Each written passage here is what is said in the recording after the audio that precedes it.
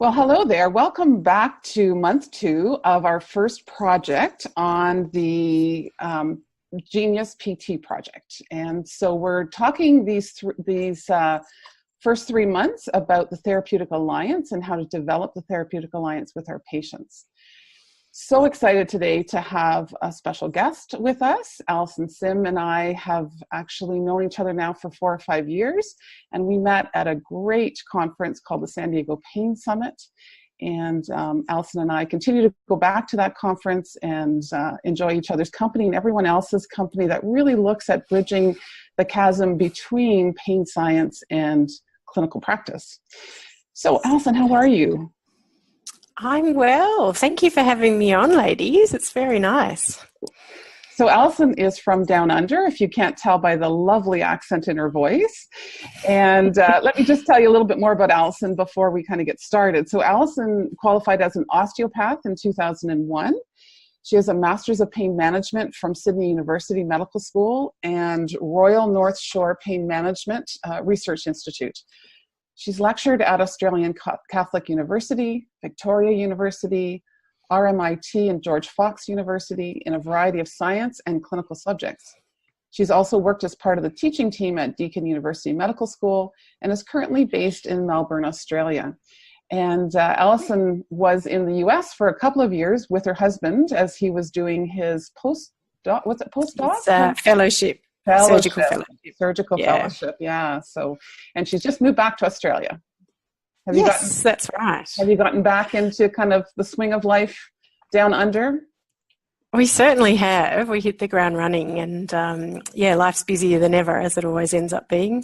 Right. Well, we're so excited to have you today to talk to us a little bit more about the Therapeutic Alliance and some of the skills as clinicians that we need to develop to really make sure that our Therapeutic Alliance with our patients is one of the first key goals that we have in developing that bond that is so needed for good therapeutic outcomes.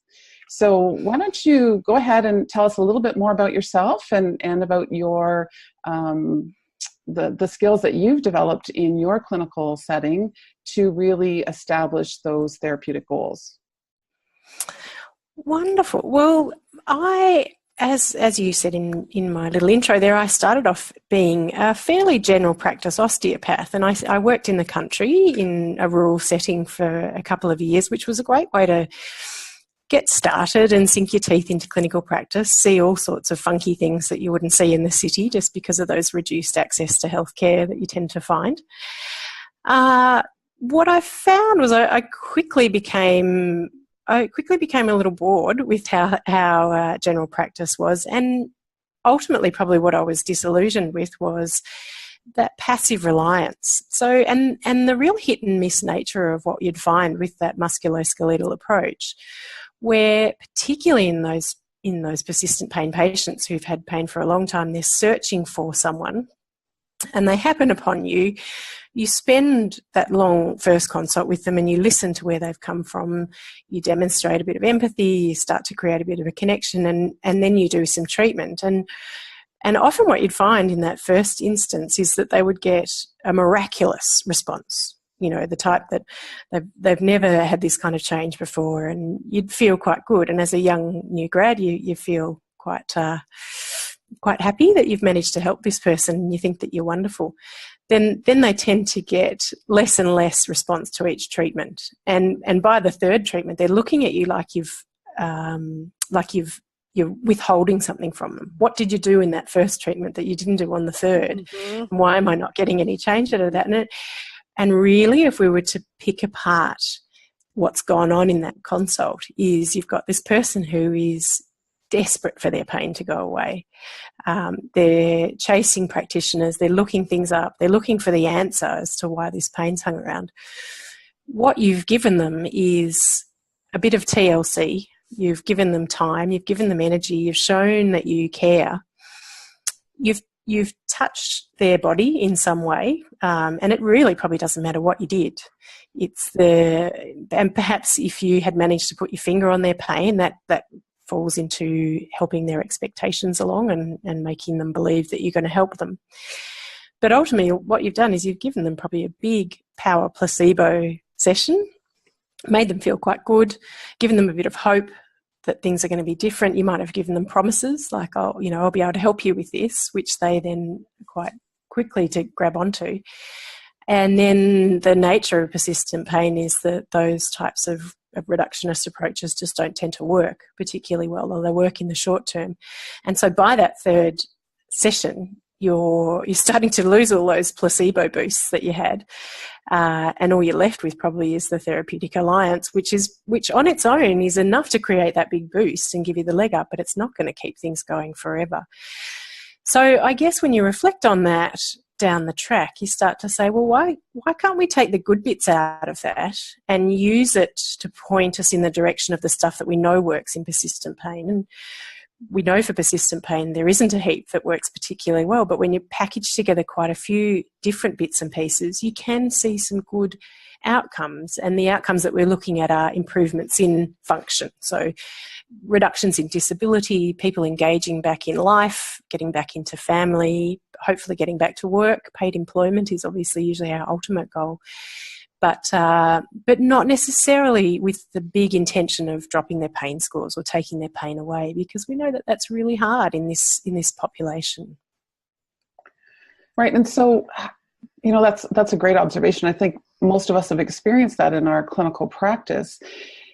And as we start to move from this reductionist biomedical model into more of a biopsychosocial model, how do we manage that within our Therapeutic Alliance context when patients really are kind of stuck in that reductionistic model? There is something wrong with my tissues. You need to fix that piece or find the piece that hurts. What would you suggest, or what have you found in your clinical practice that really helps to kind of guide them away from that more reductionist model into a broader biopsychosocial approach? It's a great question, Carolyn, and it really is the crux of everything that we talk about in a bigger picture approach, isn't it? But it's also the hardest thing. It's that big first hurdle. And the answer is it's tricky. And if we were, as practitioners, we love the idea of going to those courses where you learn things in step-by-step things and you have instructions and you have a nice little recipe. You can give a vague overarching recipe to this approach, and that would be that you start with a good rapport and that you create that by listening, that you then add on to that some pain education, which takes away that desire for the cure with science, with an understanding of why pain has hung around and why those approaches are less likely to be helpful. And then from that basis, then developing a plan which gives people hope and gives people something to connect with and connect onto and look towards. And then on top of that is setting expectations so that you're saying, look, this is not going to be a quick fix. This is going to take a long time. We judge this at intervals of 3, 6 and 12 months. We don't tend to look for week by week changes because it's unlikely that we're going to see anything that is probably reflective of what's going on, that this is the bigger picture approach and it's slow. That would be the package recipe approach. Mm-hmm. Now, the problem is that if the patient comes in and they are really quite angry or agitated, or there's a sense of, let's say, a sense of injustice from what has happened to them, that this this happened at work and then perhaps they got fired from work or made redundant. No one from work called them. I think that's often the thing is people, it's not so much the fact that they lost their job or they lost their employment. It's the fact that all the social things as well that come with that. So, I had a guy last week who couldn't care less really about the financial stuff. He never really was into toys or money or holidays or anything like that. It was the fact that he worked for these guys for 12 years, and when he had his accident, no one called him.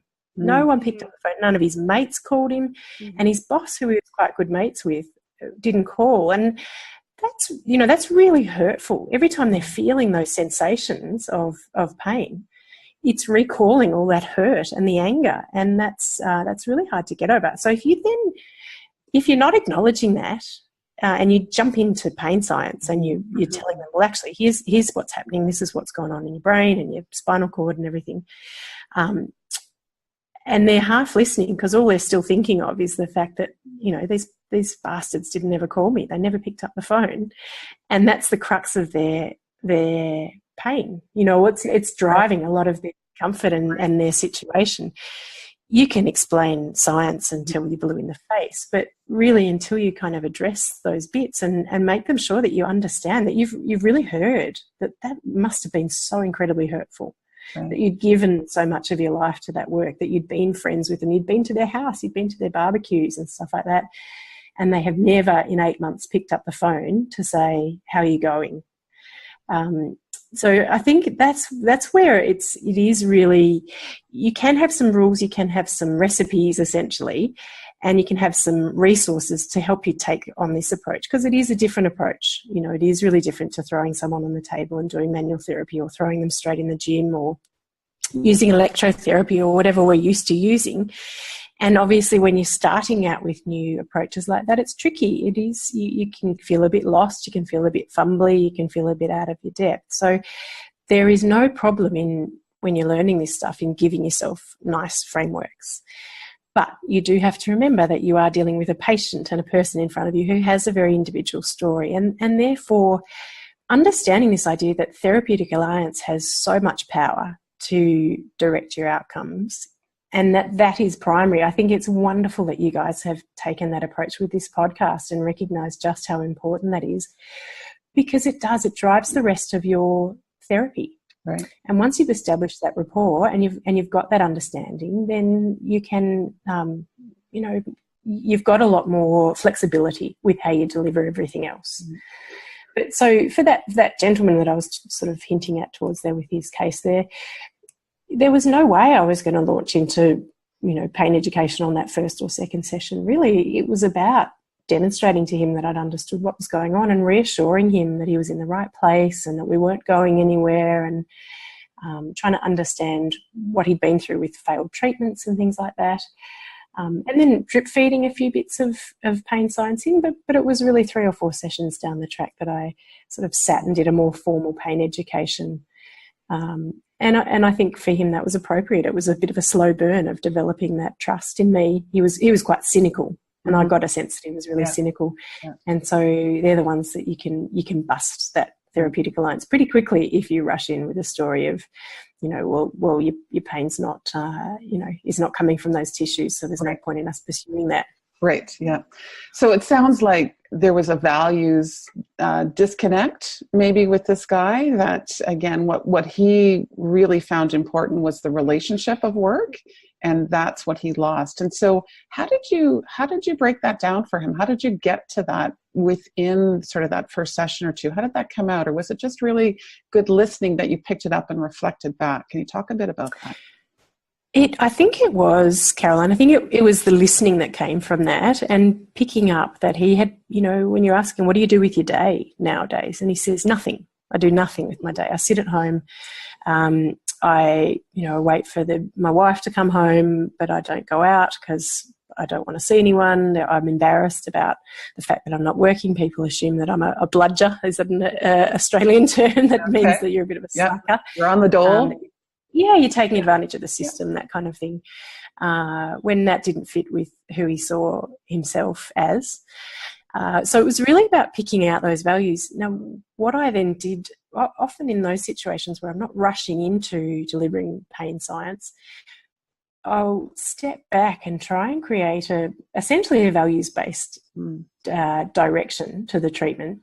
And the way I do that is with Bronnie Thompson's clever diagram, where she'll draw the idea of a circle of pain inside a not much bigger circle of life, and the idea that life with pain becomes quite small, that there's not much space around that pain, that it is often taken up with just sitting around the house or not doing much, or avoiding people, avoiding things, avoiding activities, attending doctor's appointments. You know, for this guy, a lot of the anger that we see in our work care system is people chasing the insurers and stuff like that.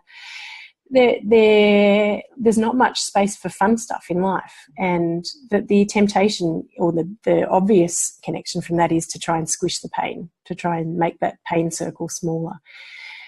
You can use that analogy then, or that metaphor of that diagram, to show you've come this far. You recognise that squishing the pain is probably not an option. You've tried all these things and they haven't worked particularly well. You're probably coming to the realisation that it's not easy to get rid of the pain. And so then what I'll do is draw that life circle to be, 4 or 5 times bigger than what it was originally, and say, so what we would love to do is to fill up the life bubble with stuff that's important to you. And what I'll do is I'll start writing some of the things that they've fed to me in their story into that life bubble. So if they say, I used to love going fishing, then I'll pop fishing in the life bubble. And obviously the social stuff is missing from work, because that's part of the upset from that. The purpose, how he defined himself in his role as a worker, in his role as a part of society, as someone who doesn't slack off the system, who gives back and who actually contributes to society. I write purpose in that, whether it's work or whether it's giving back, or what else do we pop in his life bubble? A bit more social stuff, so catching up with mates. And then movement. So he'd stopped doing everything. He couldn't put the boat in because his back was too sore. He couldn't play golf, all of those kind of things. So the things that I'd heard in his story are the values that I'm picking up on. And I popped them in there as almost goals, but essentially they're reflective of his values. So stuff that's important to him that pain has taken away. And then what I'll do is I'll say, so in order to make the pain appear smaller, you can see we haven't taken the pain away, but we'd love to get you back to doing some of these things. Now, if I said to you, I want you to go out, play golf and pick up the fishing rod and go out for a fishing weekend and go to a party, a Christmas party, and, hang out with everyone for 3 hours, you'd fall in a heap, and you wouldn't be able to do that because you don't have the stamina and your system's quite sensitive. You'd have a big flare-up most likely.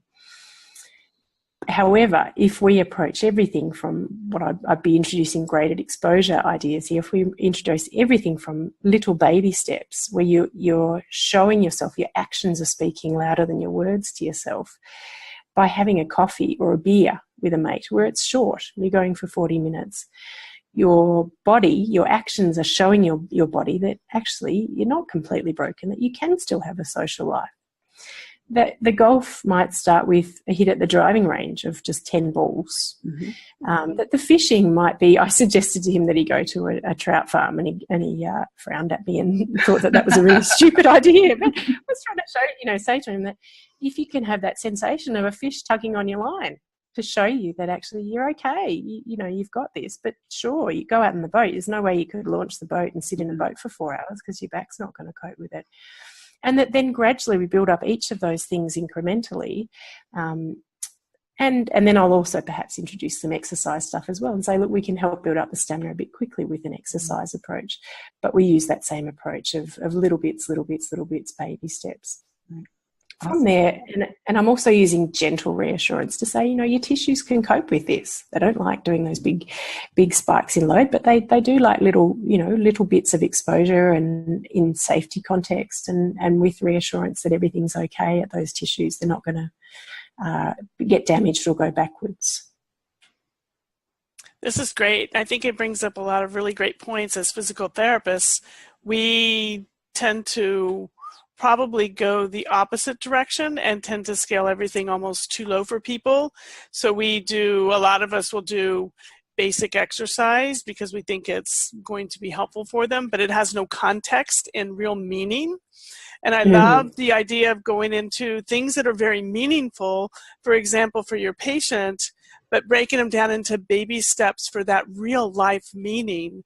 Go out and have a beer with your friends, maybe park your car 2 rows down where you normally would park so that you could walk just a little bit further, but you're motivated to go and be with your friend for, 30 minutes or 45 minutes or whatever they feel like they can do. If you can't get out on the boat for 4 hours, can you take your fishing rod outside and practice some casting?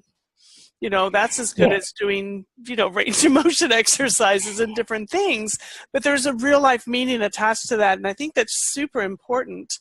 I'd just like to back up a step if we could, because you talked a lot about in the very beginning about empathy.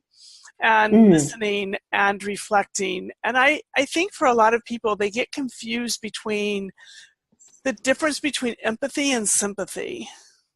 It's a really good question. Yeah, if you could just kind of speak to that a little bit, I think that helps people maybe understand kind of what an empathetic, what empathy really means, and how you can be empathic in this space without overdriving a lot of sympathy.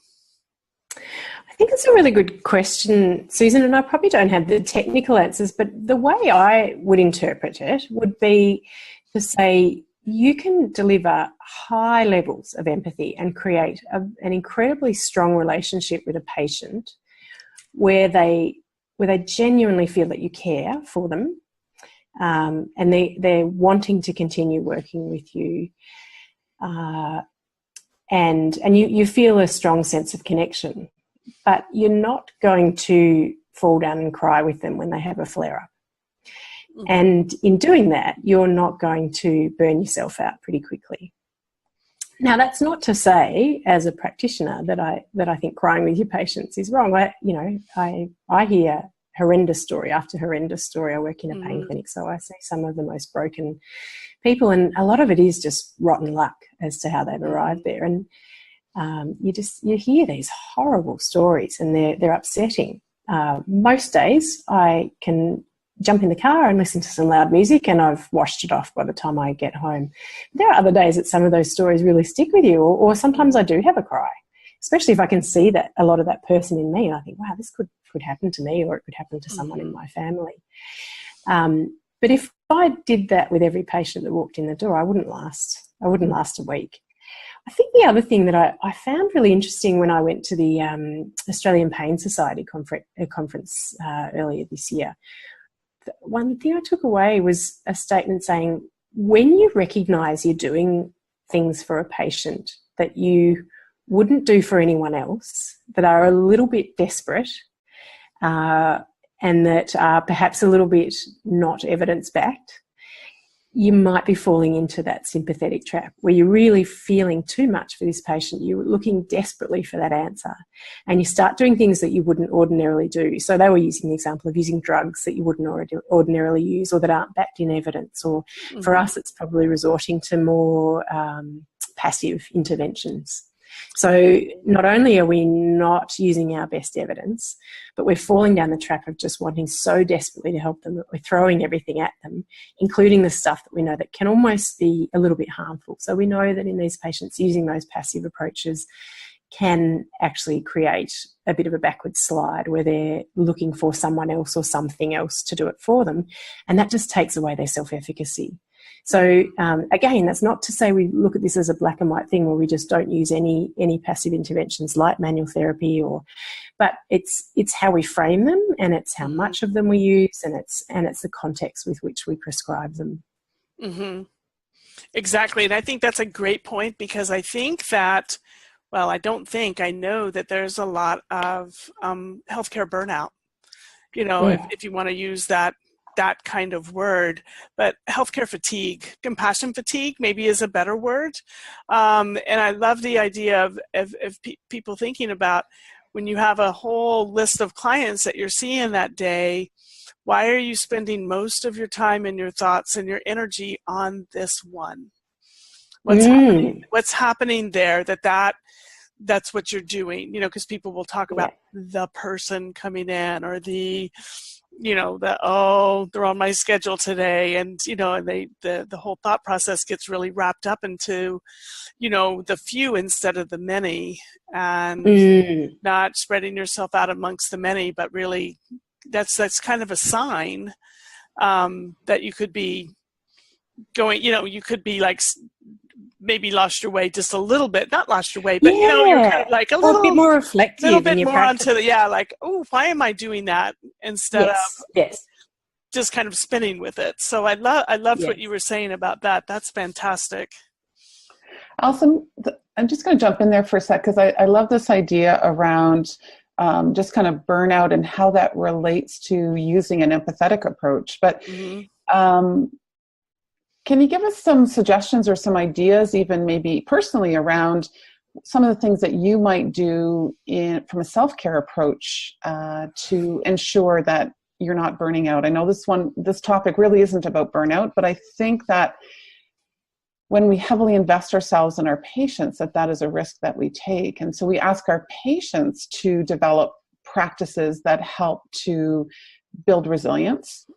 Are we building resilience in ourselves in that process, right? I did have a question this week from a therapist saying, is it okay for me to cry with a patient? And how do I make sure that I don't go home at the end of the day feeling really burned out, especially as she starts to take on this approach? Her fear is that she's going to feel too deeply with a patient, right? Yeah. They're really good questions. I think for myself, and I certainly don't get it right, there are so many times when I will come into a consult frazzled, screaming after dropping off kids and thinking about what I have to cook for dinner and how nothing, I'm completely overwhelmed. And then I'll be saying to people, really, it doesn't sound like you've got much time for yourself there. Do you think you might like to put aside an hour? Often I'll catch myself listening to what I'm prescribing to patients. A couple of things that I've found really helpful, because I have been through it this year. I've certainly overloaded myself with volume. One has been to seek treatment myself. So it's to get that external eye to say, you goose, you have been seeing so many patients, you have done nothing for yourself. No wonder this is going on. So sometimes it's just that external eye, and it really could be anyone, whether it's a psychologist or whether it's a massage or whatever. Another thing that I've found really helpful has been I've been getting a bit of supervision. Right. So just seeking out colleagues who I admire and either doing case studies with them and saying, what do you think about this? What could I do better? What would you do? And the vast majority of the time it's a direction tweak that I'm getting, but largely it's usually encouragement. It's saying, hey, you've done this quite well. How about you focus a bit more on this? Or I think your expectations are too high, so lower them down a little bit. And I think that has been incredibly helpful for me in directing my I guess it's my career, and it's an investment into my career, because it's saying, I'm feeling a bit stuck, or I'm feeling a bit frustrated with this. Another thing that I've done has been to be sitting in on other practitioners.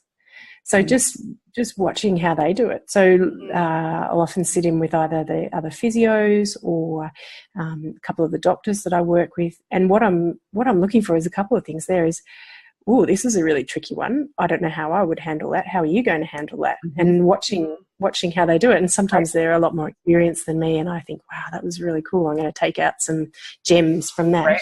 Right. Excellent.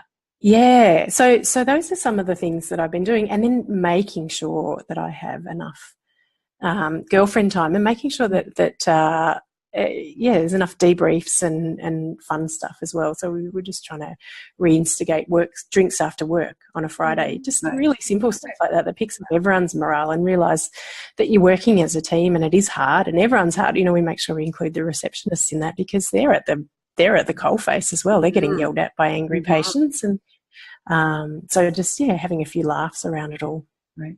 Such interesting comments, because for women, tend and befriend is really important, isn't it? And we often give this wisdom to our patients, but how much of it do we take on ourselves? We just expect a lot from ourselves.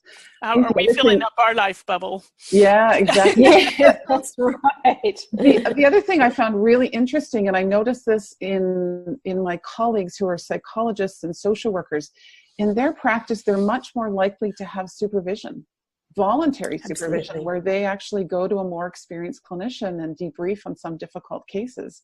And as we take on more of this biopsychosocial realm, I think that's a really wise practice from our perspective as well. And we need to kind of facilitate that within our communities, I think, as physiotherapists and as osteopaths. So it's brilliant. Absolutely. Yeah. And recognizing that, skill sets are varied. So you might get the skills, some skills you need from someone who's a bit more I guess, more bio-focused, and someone who's a bit more, has a good psychological understanding, or, you know, in some cases for me, it's been about the social stuff. Yep. Understanding how to integrate that a lot better. Absolutely. So I think those are incredibly great pearls of wisdom for people to hear. It's one of the reasons we started this podcast or this vlog that we're doing, is to give people that permission to struggle with this. You know, you don't have to be perfect at this. This is not a perfect thing. That we're all new at it, and we all want to, you know, people who really want to embrace this approach, or, you know, really want to feel good about it. And sometimes the best way to feel good about something is to just dive right in and do it, but also, you know, not expect perfection out of yourself. And I love the idea about, you know, just kind of hanging out with your colleagues a little bit and just seeing how they're doing it and seeing how they're doing it. I just recently did a coaching certification for that reason, because, you know, we all practiced with each other, and I'm continuing with the group because we're all, you know, kind of getting together, and I'm watching them and listening to them and learning from them as they're learning as well. You know, that whole kind of concept that we have in physical therapists, when we do certain things, we have people watching us, but not really in depth, like you're talking about, as we advance in our careers. And I think that's some of the reason that we all tend to struggle or fall into what I consider clinical ruts, because it's easy. You know, our brain sets us up in patterns, and we're just going to roll with that pattern because we can roll through the day pretty easy. And this is out of pattern. That's exactly right. And we're dealing, you know, if you're talking about persistent pain patients, you are talking about the really tricky ones. Mm-hmm. So often when I'm getting that mentorship, a lot of what I'm taking away is, number one, reassurance, which is, you know, back yourself, you've got this and you're doing a good job as it is. And number two is you've mentioned these factors in the case, but you haven't adjusted your expectations accordingly with those factors on board. So, for example, you've mentioned that this patient has PTSD or you know, a history of childhood abuse, or they've had persistent pain for 10 years, or, you know, some of these things that you just think, oh, I'll plug them into the persistent pain mold and we'll do the pain education and da-da-da, and, oh, why? Gee, they're not coming along. What's going on here?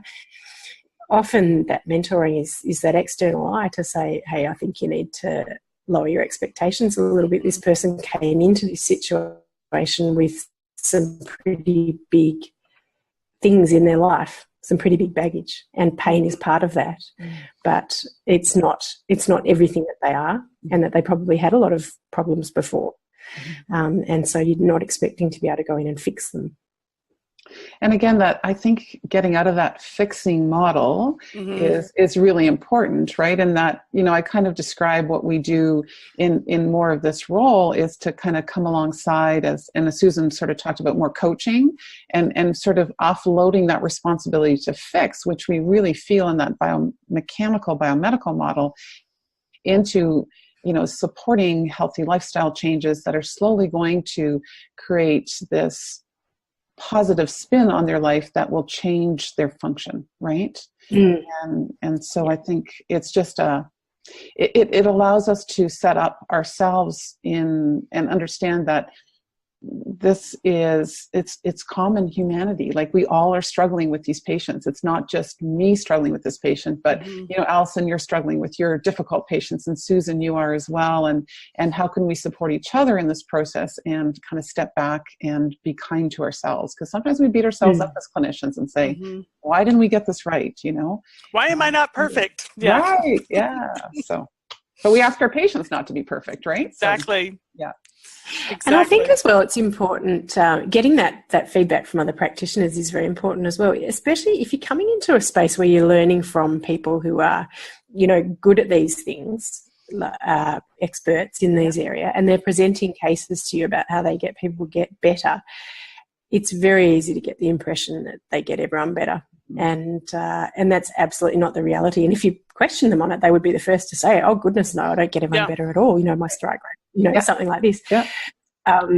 We've been talking that a little bit with Sandy Hilton for our San Diego presentation. We're talking about delivering some failed cases, you know, the times that we got the times that we got it wrong, or the times that we think that we did everything right and it still went wrong, because that does help to set those realistic expectations in this very difficult space. Yeah. And I think it's important to realize too that I'm getting from you, which I love, is the reinforcement, is that, it's their journey. For whatever reason, it is their journey. We're there and we're invited to be part of it. And if they, with the Therapeutic Alliance, we can build that kind of, step by step, side by side kind of piece with them for however long we're going to be on that journey with them. But it's still in the end is their journey. And we may be a piece of the answer, but we may not be the entire answer. And exactly. Changes is going to be up to them and where they go and the whole context of where they're from and where they're headed. And I think understanding that, Susan, is really important, and it brings in that motivational interviewing understanding, which is also incredibly empowering for us as practitioners, because if we are in prescribing mode and we're telling people how to do things and they're not taking things on board, then we get really frustrated and think, well, what are we doing wrong, or why don't they just do what we say? Right, they're non-compliant. When we understand they're non-compliant, when we understand a lot better and we get that from our Therapeutic Alliance, what is driving this person when they're not engaging quite so well, we can either reflect back on what are you here for, and how important is this to you. That's obviously one of those hallmarks of those that kind of questioning, is how important is this to you? Is this important to you at the moment? Because like I've got a couple of patients in the pain clinic that I treat who they have never done anything that I've suggested for them, and you reflect back on it 3 sessions into it, and you really dig a bit deeper and you say, tell me a bit more about you haven't seemed to engage with these exercises, tell me a bit more about that. And yet what I'm often looking for is, have I not explained to you why this is important? Is this my fault? But often they're saying, I am struggling so hard with getting out of bed every day, or I am struggling so much with dealing with the financial side of things that I don't have any brain space left, and that until this passes and until I get over this hurdle, I can't focus on that at all. And that's really great. That is empowering for your Therapeutic Alliance, because instead of them thinking, I have to go and see Alison again and she's going to ask me why I haven't done my exercises, I'm just going to say, look, it really sounds like this is not in your best interest at the moment. Let's back off until, say, for example, you've settled your financial claim, or until you've started back at work or whatever, and then we'll talk about it when you come to me, and you're ready for that. And because otherwise it is disempowering for both of you, and you will break Therapeutic Alliance, because they'll get cross and you'll get cross, and right, then everybody throws their hands up in the air. Yes, and you end that. up giving. We want that life circle to get bigger, not smaller. That's right. Yeah. So there's room in their life for them to struggle with things, and to be able to express it is huge, because you may be the only person or the first person who really asked in a way that they felt comfortable to say, okay, I'm just going to lay it on the table here. This is what's right in front of my face right now. I know I need to do this, or I should do this, but this is what's in front of my face right now. And their ability to actually talk about that can be huge. Yeah. I found a really simple strategy, even around using motivational interviewing in exercise prescription, is to take it one step further and then say, so tell me when you're going to do this exercise. Let's, how motivated are you to do it? 0 to 100, that whole piece. But then when are you going to do it? Where are you going to put it in? And getting them to really problem solve. So taking it a bit further than just saying, here's the exercise, you're going to do it once a day, twice a day. Right. Then when they come back and they haven't done it, that creates a nocebo response, right? That creates a negative expectation. And if you can kind of take it one step further from the beginning, I think the compliance increases significantly. Well, and you're actually giving them the opportunity to choose. Right. Like, sometimes I'll even do what you talked about, Carolyn, but I will also say, out of these 3 things we did today, which one, you pick one, do you feel like is going to be the big thing for you to do? And then when and how long can you devote to it? And I let them figure it out. Yeah. And that can be huge, because actually what they end up doing is they do that because they chose it, but they also start, well, what if I did this other little thing we talked about too in this? And then sometimes, not often, but sometimes they come back and go, well, I did that, but I also did that thing we did and that thing we did too. And so it's like, then I know, they're off to the races. Their central nervous system is like, okay, we're going to do this. And that's great. And I didn't have to say 5 times a day, 20 exercises, 20 times, when they have absolutely no time to do it. So as we wrap up, we're going to wrap up in the next maybe couple minutes. Alison, any sort of pearls or thoughts that you have around some of these softer skills that often rehab clinicians, physiotherapists, osteopaths, chiropractors, occupational therapists, that may not think that these are valuable skills to invest in, kind of their resources even. I often hear from clinicians, I know how to talk to patients. I need more hands-on skills. That's what I need to invest my time and energy in. Can you comment on that or maybe give people some direction? We all think we're good at communication because we do it all day, right?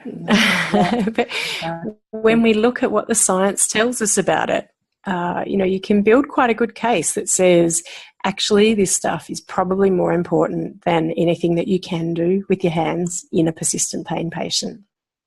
And that if you don't get that right, your results just won't follow.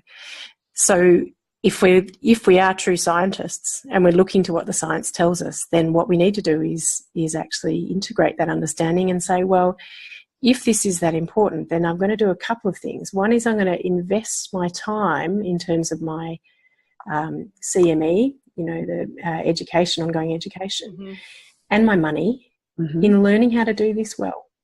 Because if it was a quick fix manipulation course or a quick fix dry needling course, I'd be quite happy to hand my money over to it. If this is going to work better than those quick fix courses, I need to spend my time and I need to spend my money and I need to practice it. And so investing in the education side of it. So whether that is in books, whether it's in time, whether it's in mentoring, whether it's in courses, and a lot of this stuff you can do online.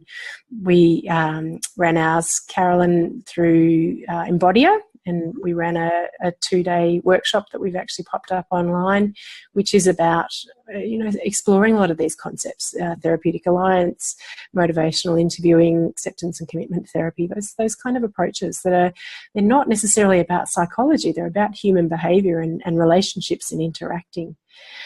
Another thing that we can do is allow the time. So if you are spending time with patients in a consult, to value the listening, to not be going in for the nuts and bolts and trying to get all the detailed information out, because in the persistent pain patient it's probably less helpful.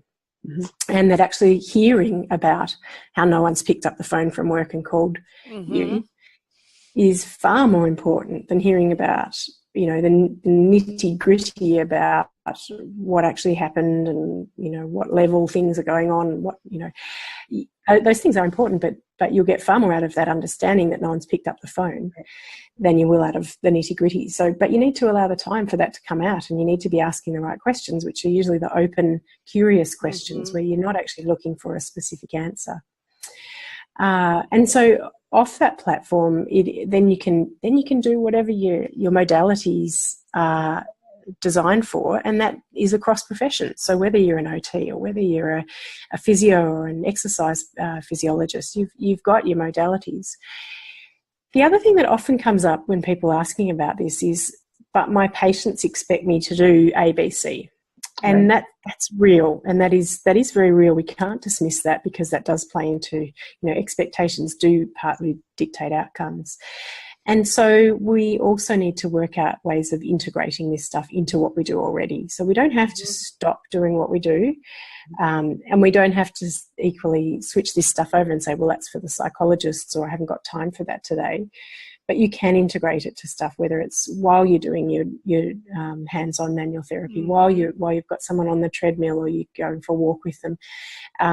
You can, instead of chatting about the weather or chatting about the football or the ice hockey, that you might be talking about, you mentioned that. Tell me a bit more about that. What does that mean to you? So asking those really curious questions and trying to dig a bit deeper.